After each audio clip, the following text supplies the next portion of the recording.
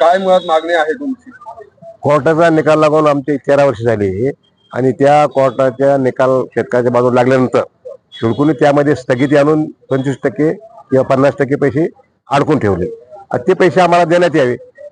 मनाचा उद्देश असा की ती जमीन पुन्हा एअरपोर्टला चालली, आमची संपादक शुल्काच्या नावावर आहे. आता ती जमीन एमर त्यांचे पैसे त्यांच्या नावावर जाते, कोणाच्या जमिनी आमच्याच मूळ मालक संपादक करून घेतले. आमचे पैसे त्यांनी कोर्टात अडकून टाकले. नवीन पेमेंट त्याला मिळणार. जोपर्यंत आमचे पैसे भरीत नाही स्थगितीचे तोपर्यंत आम्ही इमानदाराचं काम होऊ देणार नाही. कारण आमच्या बाजू कोणी येते ती मालक जरी हे असले मूळ मालक आम्ही आहोत तर ते आमचे पैसे दिल्याशिवाय आम्ही काम होऊ देणार नाही. दुसरा प्रश्न असा ते मूर्तीचा मुकुंदवाडी शेतकऱ्याचा या गावाच्या 3दा जमीन संपादन झाल्या. निमाडेशी, मुकुंदवाडी, चिकलठाणा यामध्ये जमीन पर्पज 1100 एकर घेतली. पर्पज होता कंपन्या येतील. आता शेतकऱ्याला देऊन टाकला, कामगाराला मिळतील वस्ती या लोकांना. 10-20 वर्षानंतर कंपन्या बंद करून टाकल्या. कंपनी दिला शेंद्र्याला काही भावात पुन्हा इथल्या जमीन दिला बिल्डरला. शेतकरी गेले वाऱ्यावर.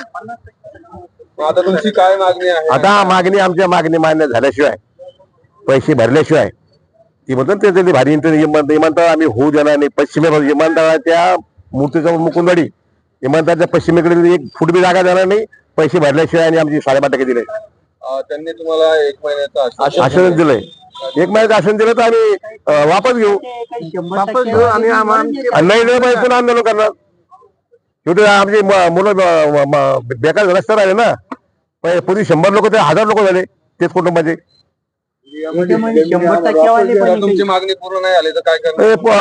आत्मदहन करणार. आंदोलन मग 1-2 मरून जाते. हा त्याला पर्याय त्याला आता झाली बाकी दाखील नाही बाहेर काढीन त्याला बाहेर.